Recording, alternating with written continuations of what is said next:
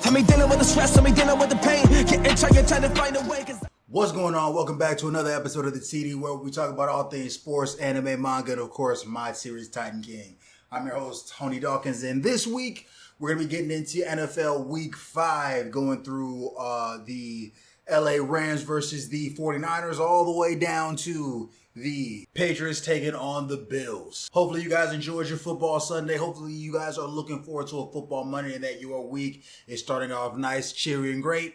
But without wasting too much time, let's go ahead and jump on into it. Starting off with the 49ers taking down the LA Rams. This game was absolutely insane because nobody thought that the 49ers were even going to be able to put up a chance, let alone be able to take down the LA Rams. Between Matt Stafford, Tutu Atwell, Kyron Williams, Puka Nacua, Jesus Christ, Devontae Adams, I'm thinking that they have too many offensive weapons to even count. LA also has a pretty solid defense, and 49ers are coming into the game hobbled together. I mean, they already got so many injuries. But Mac Jones decided to step up and say, I don't need Brock Purdy, I don't need none of my receivers, just let me go ahead and put this S on my chest and go ahead and do my thing. 33 for 49, 242 yards, 2 touchdowns, 0 interceptions. I mean, how much more could you want, especially from a backup? It was crazy just watching the entire game. It was way more back and forth than we thought it was going to be. Mac Jones looked poised in the pocket. There were so many times I'm watching this game and I'm like, Mac is not supposed to be this good. They just moved on from my mans, and we got a new dude up in there in New England. He's doing some nice things also. But we're thinking it's over with for Mac. But now after having a game like this, the question now has to be asked: is Mac actually a backup quarterback, or is he a backup quarterback because he was put in a very, very shitty situation? Which, considering none of the coaching staff is there from when he was there, there's your answer. Needless to say, this was a fantastic game. I don't know what it was that I was expecting for this Thursday night game. I thought it would be, pretty boring and just be a one-sided mollywop. But I just want to also say this, because going into overtime, the one real, there were several things that the LA Rams did to shoot themselves in the foot, between the fumbles and just inconsistent play from the offense, and honestly just not being able to get any stops for real on defense. If I'm not mistaken, they only had one combined sack, and it was shared between two players. But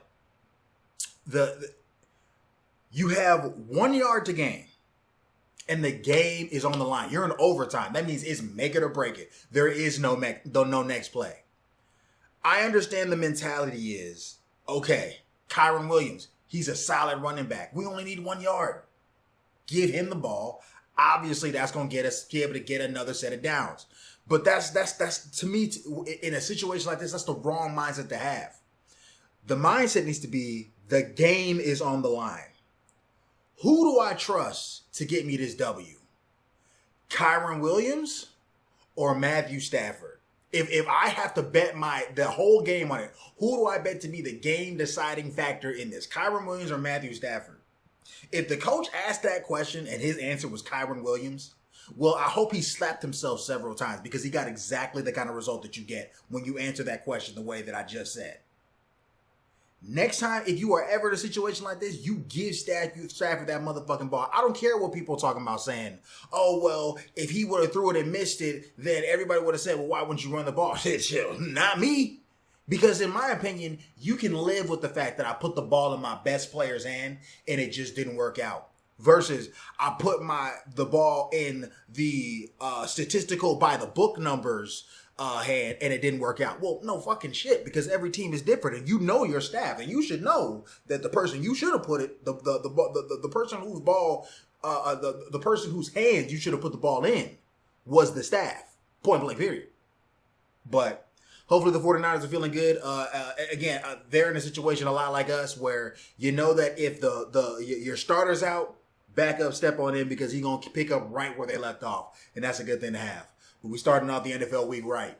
And then we head over to London, where we have ourselves a nice game where the Browns actually end up losing to the Vikings. Funny how things turn out, isn't it? But seriously, man, the Browns, first of all, we'll get to the Browns later. Let's start off with the Vikings. Carson Wentz was struggling this whole game, but Carson Wentz, I think, is like the definition of a solid backup. Because the thing about Carson is that it's not a situation like Mac Jones, where you have a legitimate question as to, do you have the right guy in the starter position? Is Brock Purdy getting paid starting quarterback money because of his coaching, or is he getting paid that type of money because he's just that level and caliber of player? Because as of right now, I think what most people are questioning and are having to ask is Mac Jones, would he be just as capable as Brock in this system as Brock is? It's only one game, one real solid game where we get to see the kind of performance against an opponent like this, which is the only reason why I think this is a conversation in the first place. But that being the case, it's a little bit early.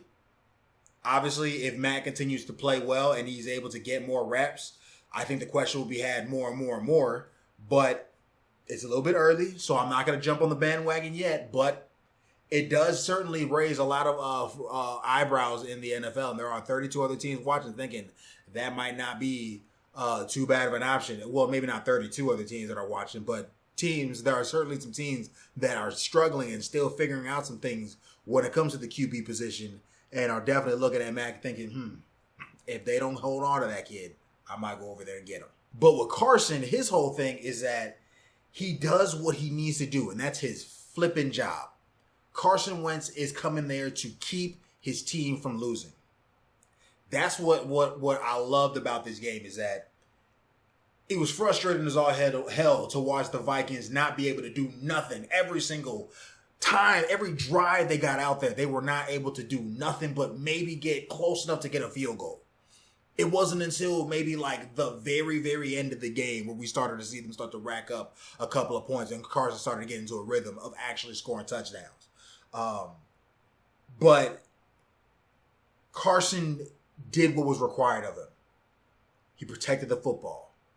He didn't fumble the football. Not that I remember, at least. There was no interceptions. Carson just did his job, and then when he needed to step out at the end, he kept the game close, and when he needed to step up, he's like, all right, cool, let's go put this thing away. They were able to put it away and walk away with a win. But very, very solid performance from Carson, despite what the film might tell you. I mean, in terms of what his job is, which is just to keep his team from losing, I think he did a solid job of that. I know that he's not slinging the ball and utilizing the weapons that he has at his disposal to the way that people of Minneapolis would hope. But, gotta wait till your QB comes back. Hopefully he can be able to obviously perform to this degree too. And, we'll see how that goes. But moving on to the Browns, I thought the Browns played very, very well. Defensively, of course, obviously they got tired as they got to the fourth quarter because you could tell that they pretty much had Minnesota almost on lock until the fourth quarter because by that time they were just tired. I mean, Dylan Gabriel, he looked solid. He looked efficient in the offense. I don't feel like this was this was certainly an upgrade from Joe Flacco because I think that you saw that the offense in Cleveland was very, very tired and that you could almost sense a bit of dread when they went onto the field. And maybe it's just me, but it felt like they were a lot more invigorated when they went out onto the field when they were with Gabriel. The running game looked fantastic. Quinshon Judkins had a fantastic game, 23 for 110. He was literally just having his way, just going up and down the field. Obviously, Brian Flores was doing his thing on defense in terms of being able to put on pressure with Dylan. So he wasn't obviously able to make those big bang-em-up plays, but Dylan, he did a solid job of protecting the... Well, he didn't have an interception, but you could see already that he's doing the things that people have been talking about, which is that Dylan will play and he'll go and he'll take a risk, but sometimes those risks don't pay off. And this is one of those games where it didn't happen, but he almost got picked off a couple times. And there was a couple of times where he wasn't as accurate as he could have been when those were money situations that he needed to take advantage of. Obviously, these are things that he's going to learn. These are things that are going to come with time. And obviously, I'm Team Shedeur, so I'm still pulling for Shedeur to be able to get an opportunity to play. But in terms of what was seen, and for this to be his first official start going up against a really solid defense, I think that he played very, very well. And I think that, Dylan Gabriel, do you think that he has a chance of being the future of the Cleveland Browns and being their starting quarterback for the future? Or do you think that the QB position is still up for grabs in Cleveland? Leave a comment down below and let me know what you think. Cowboys versus Jets. Honestly,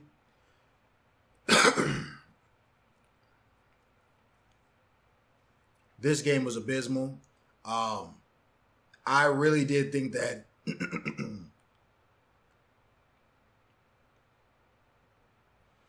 next up, we're getting into the Dallas Cowboys versus the New York Jets. Boy, these Jets were good and atrocious. I mean, like, they didn't even try to put up a fight and assert their will on these Cowboys that are offensively, I get it in terms of them being able to put up points, but what I don't understand is that there was no ability to stop anything. They couldn't stop anything that Dallas was doing. And then when you look at the offense when it comes to New York, this is the thing. I like Justin Fields. I really, really, really like Justin Fields. I think that he is basically inverse Caleb Williams, where Caleb is a better thrower and probably not as good of a runner. Justin, I would argue, is a better runner, but not as good of a thrower. Not saying that he can't throw the ball. I'm just saying he's not as good as Caleb. Not saying that Caleb can't run. I'm just saying he's not as good as Justin. Yes, Justin is more injury prone, so he's had situations, and obviously his time in Chicago and his time in Pittsburgh, I think that has had effects on him. Not to say that his time in Pittsburgh was bad, especially compared to his time in Chicago, but between the offensive line, the play calling, and just the all-around cohesion of the Jets as a team, they did not play good. The scoreboard does not justify how terribly the Jets were being dismantled the entire game. With the exception of 3 of these points, all of them came in the fourth quarter, like the back half of the fourth quarter, to where it didn't even matter. You didn't even if you started putting up points, all you're doing is minimizing the loss. You already got your ass whooped. Like, I'm talking about really, really whooped. They really put paws on y'all. This is one of those losses that you really gotta look at it as an organization, because you're 0-5 now. You're 0-5, and you started off the season. Yes, you started it off on a loss, but it was on a high horse because you were able to put up points, and you were able to, again, go up against a really reputable team. You went up against the Steelers. People was thinking Jets might be a problem. But they are, and they were right. The Jets are a problem, but not the kind of problem that you want to have. So, New York definitely needs to rebound. New York is having a time, but hopefully they get better. I mean, again, Justin, he had a solid game, 32 for 46, 283 yards, 2 touchdowns, no interceptions. I mean, he protected the football well, with the exception of a couple of fumbles. Because, yes, he didn't have any interceptions, but he did have a fumble. And his offense had several fumbles. Which, if you're going to keep on turning over the ball, like, it's just, this isn't a team that is the one that will punish you the most when it comes to you making mistakes like that. But it's a team that will certainly punish you if you make mistakes. And we saw it today. So, hopefully the Jets recover. The Cowboys had a very, very good game. Dak Prescott and George Pickens were continuing to light up the arena. George Pickens is really stepping up. He's stepping up knowing that CD is not going to be back for a couple of weeks. I think that clearly that's working. Clearly Turpin's stepping up. I'm sorry, not Turpin. Flournoy is stepping up. Jake Ferguson had a couple of really nice touchdown catches. George Pickens had that really nice bomb into the end zone, and he was just looking at Sauce like, I thought you was the guy. This was your champion. Looking in the arena, is this your king? And Sauce just had to walk because he got. And that's crazy. But this was a very good win for the Cowboys, especially after coming off of that bittersweet tie that they had against the Packers. But all in all, this is one of those teams where one team is feeling like they got another W in their pocket and feeling good about their chances of going to the playoffs, while another team is really hurting and wondering of whether or not they even have the pieces they have to win a single game this year. We'll have to wait and see.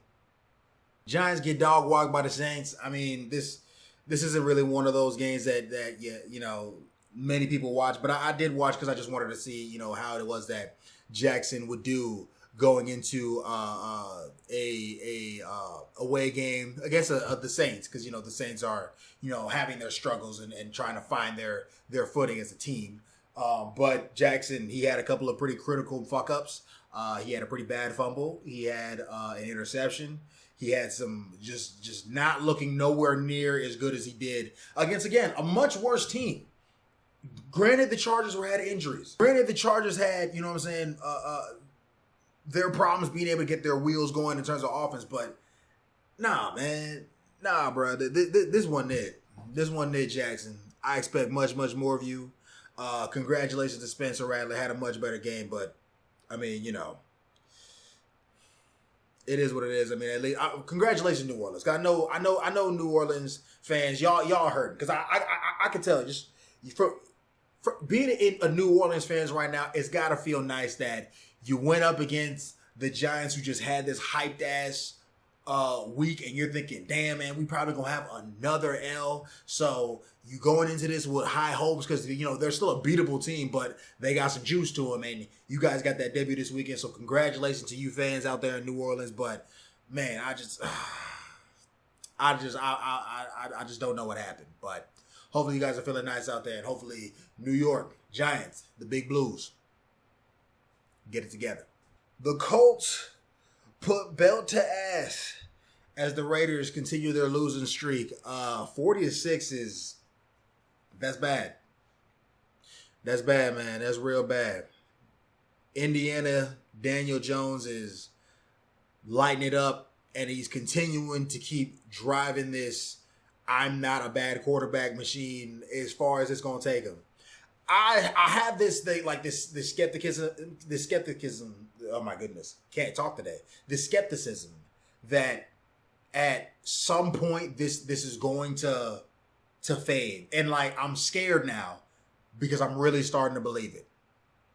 I'm really starting to believe, you know what?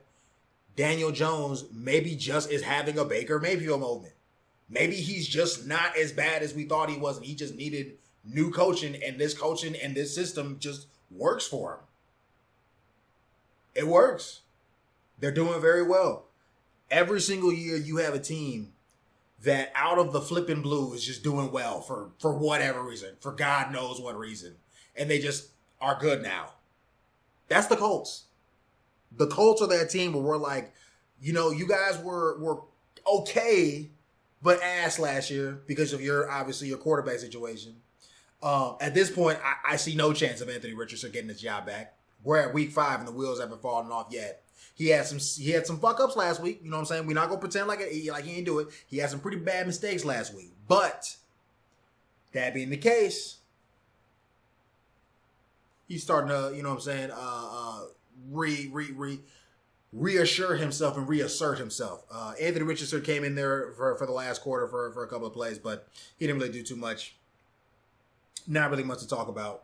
But yeah, Raiders are definitely hurting. Geno Smith getting just torn apart. Like Geno, I hope that you wasn't reading Twitter. You wasn't reading Twitter or reading none of what was going on social media while you was, in that locker room during halftime. Because my goodness, man, you was ass-tastic. Like booty-rific. It was just like, it was bad. It was real, real bad. I get it. Sometimes in order to make a play, you gotta put the ball in harm's way. But if every single time you try and make these risks, you end up turning the ball over, buddy, don't even bother. You are clearly in a downward dip in terms of just like your I'm not gonna say your career. I'm just gonna say right now in the season, you're in a dip right now. Right now, you got that ick. It's contagious. Do not keep putting the ball in harm's way. Don't crash out like you was doing today. Geno, just protect the football and play a good game. That's all we're asking you to do. Come on, man. Panthers beat the Dolphins. This is yet another battle of the buns, just two teams that nobody really is expecting very much from. So whoever wins, it's just going to be about who can not be as ass today. And this particular day, it was Carolina, because Miami was up 17 and then just gave it up in the last half of the game to the Panthers. I think it's pretty safe to say that I don't think that neither of these teams are going to the playoffs. But if I had to say who is definitely not going to the playoffs this year, it's the Dolphins. The Dolphins, the Jets, those two teams are basically bye weeks right now. You're praying you get a game with them, so that you can just get at least just one W on your sheet. And right now, it's for sure the Jets, because the Jets lost to the damn Dolphins. Battle of booty. But Carolina, hopefully you guys can enjoy this win. Bryce looked he didn't look that great, if I'm being entirely honest with you. I mean, at least he was able to do just enough to get his team to win in the end, but not that great. So, again, hopefully you guys were satisfied, those of you in Carolina. And if not, what do you think is the thing that you guys are missing to make you guys back into a playoff contending team? The Broncos take down the Eagles in the very last moment, 21-17. I don't know what happened. I mean, the score would have you thinking, and a lot of the narratives around this going to be, man, the Broncos defense was just killing it, locking down the Eagles. And it's like, let's be very clear about what happened in this game. Both defenses played spectacularly this game. Spectacularly. The problem is that for whatever reason, the fourth quarter, the Eagles fell apart. I don't know if it's just that they haven't had this level of competition. So having to fight or having to battle somebody at this level of competition for this long period of time, I mean, the Broncos just wanted it more. The Eagles were leading the entire game, but there was never a point where the Broncos were just down and out. You know what I mean? Like, it wasn't really until the second half where the Broncos really started to step up and start to come into their own offensively. Defensively, they were playing out of their mind the entire game. But offensively, they really started to come into their own, and they started cutting up that Eagles defense, who, I don't know if they were tired. I don't know if they were losing focus. I don't know what happened, but they just lost it. And I mean, this is good for us in terms of just the Eagles taking a loss, because obviously now we have no more undefeated teams inside of the NFC. Inside of the NFL right now in terms of this season. There are no more undefeated teams. Everybody's taking a nail to somebody. But I think that we're kind of at that stage right now where I don't know if anybody else is feeling this, but it feels like the tides are starting to change. The tides are starting to change. And teams are stepping up to compete because they're like, okay, the Chiefs aren't just going to take this every single year. The Eagles and the Niners are not going to keep going to the Super Bowl every single year. We got to switch it up. We got to do something to where we can get ourselves an opportunity to be able to get into that Super Bowl, which means that we have to be able to compete with these teams. We got to compete with the Eagles. We got to compete with the 49ers. We have to compete with the Chiefs.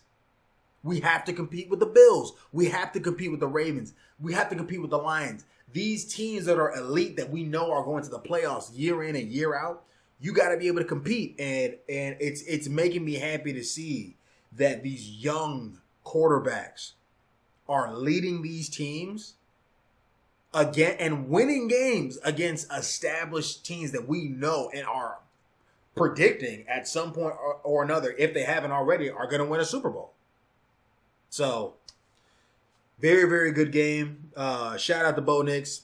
I still think that he's going to have a bit of a quarterback slump, but who knows? I mean, maybe he can take this game and just run with it, and Bo can end up using this as motivation to lead his team to a AFC championship. Because, I mean, you beat the Super Bowl champions.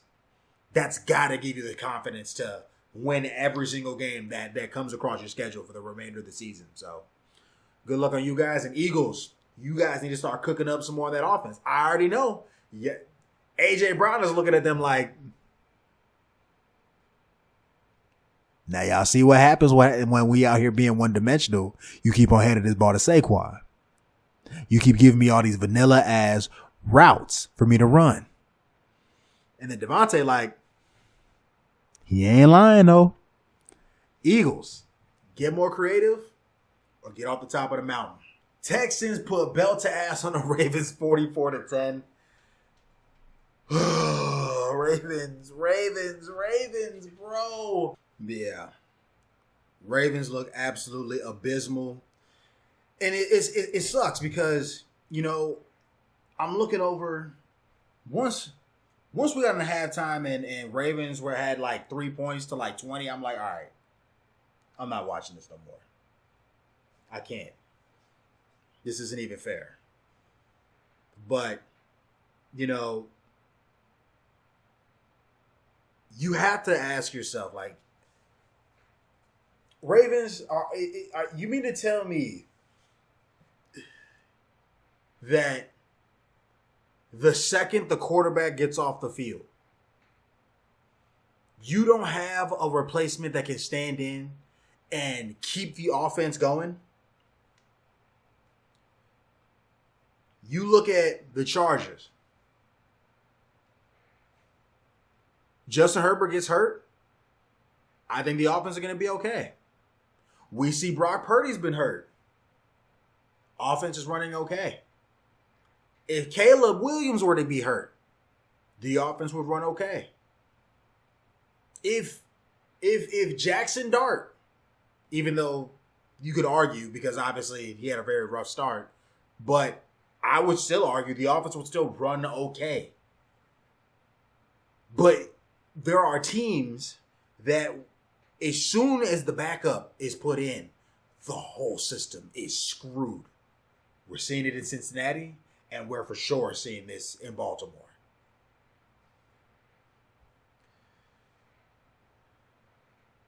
Backups are not one of those things that we appreciate. Backups are not one of those things that is glorified because he's the backup quarterback.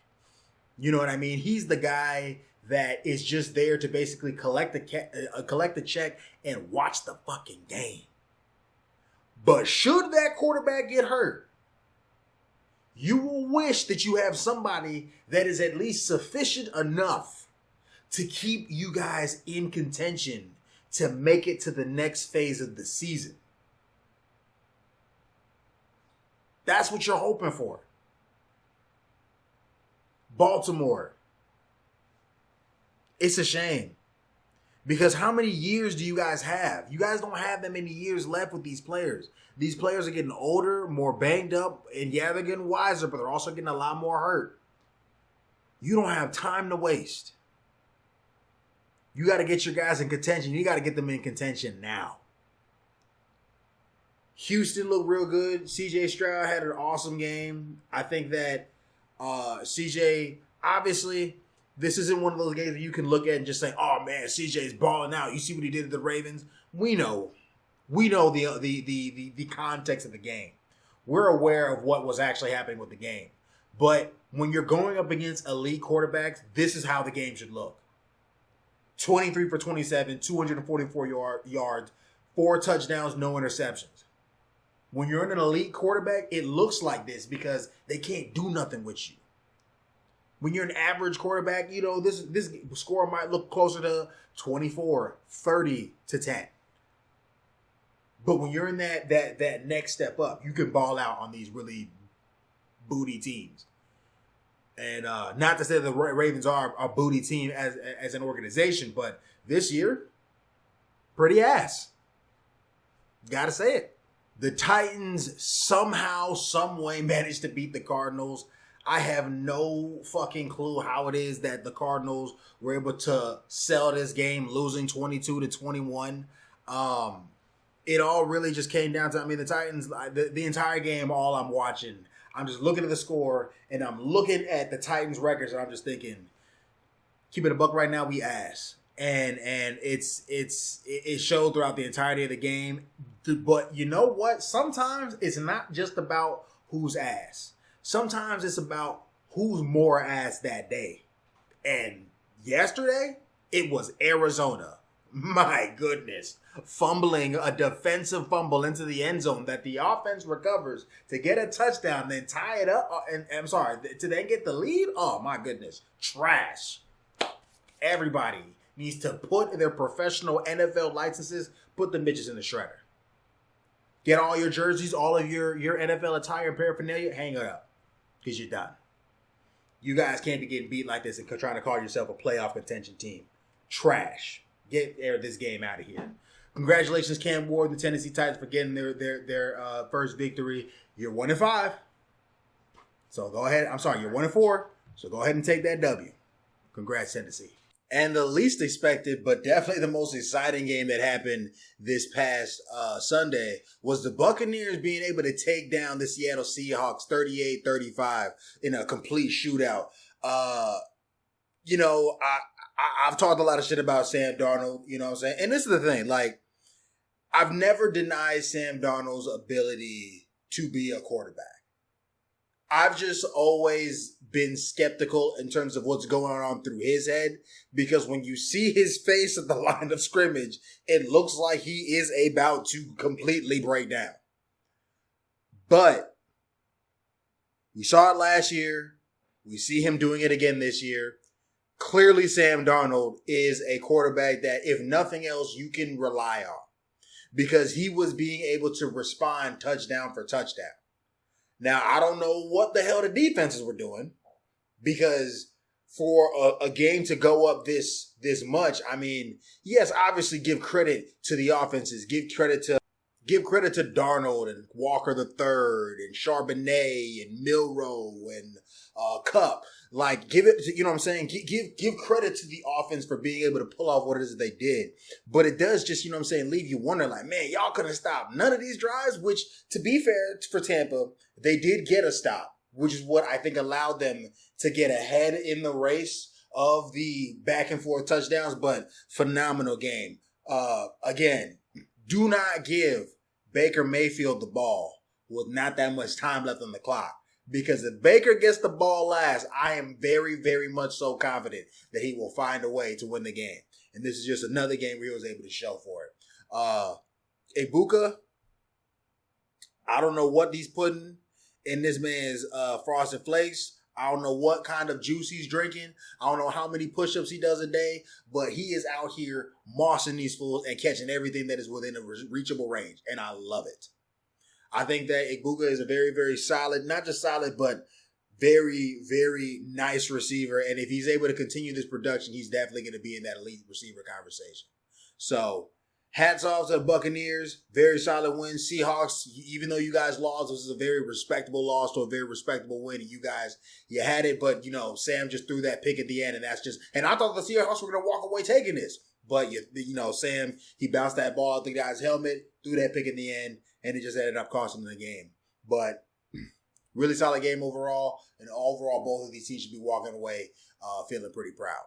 The Lions destroyed the Bengals 37-24. And much like the Jets game against the Cowboys, this is not a game where the scoreboard tells an accurate story. Yes, this was a thorough ass whooping, but this was much more thorough than what the scoreboard predicted, because guess what? Throughout the vast majority of this game, the Bengals were at like 3 points, or maybe 6 points. I'm sorry. They were at 6 points for the vast majority of this game. Jake Browning couldn't do shit. Granted, as much shit as we want to talk about Jake Browning, this is a testament to how good Joe Burrow was. Because the Bengals' offensive line is dog shit. It's terrible. It's terrible. They're not protecting anybody, and that is the whole reason why Joe Burrow is hurt in the first place. That's why they're in the position that they're in, because the O-line does not protect their quarterback. And this is the thing about the Bengals. The Bengals organization, from what I gather, is a very family-oriented, they're very close-knit, mom-pa type situation, but with got billions of dollars. So there's probably relationships that are the influencing factor in a lot of these decisions that are being made, but my God, none of these are translating to winning because you guys got lucky with your defense because you didn't have to pay for it. Got lucky with your defense to be able to give your offense a chance to make it all the way to the Super Bowl and just lost, unfortunately. But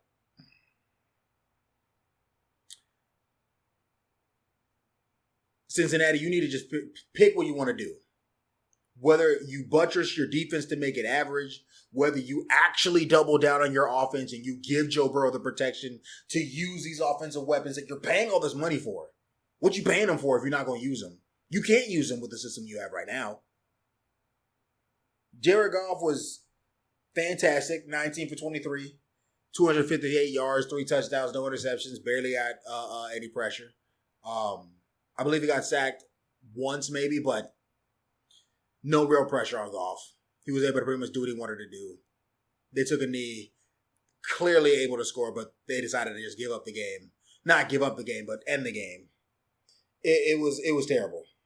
And obviously, I think that the Bengals should go and get another quarterback and give their team a fighting chance so that way Joe Burrow can recover and come back and play. But unless there's just something happening on the back end to where Joe Burrow, even if he was clear to come back, it just wouldn't be a good idea for him to come back yet. He should take the extra time to recover. They should be doing more with their team. And I think it's a crying shame. But congrats to the Detroit Lions. Obviously, the Lions, we knew they were going to win this game. It's just that you would have thought that it was under more exciting and more competitive circumstances. But it is what it is. The Commanders take down the Chargers 27-10, and Jaden Daniels returned back to the field.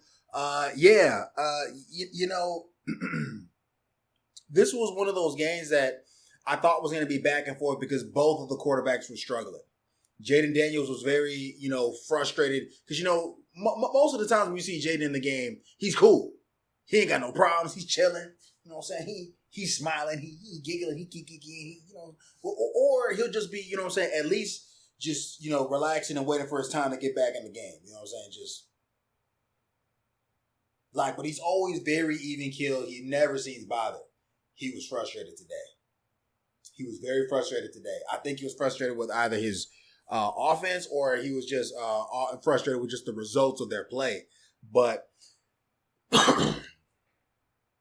whatever he said to his team clearly worked because that from the second quarter on, they were a lot more dominant in the game. And the Chargers, they really couldn't do much with them. I mean, they were finding their way upfield. Debo was having a day.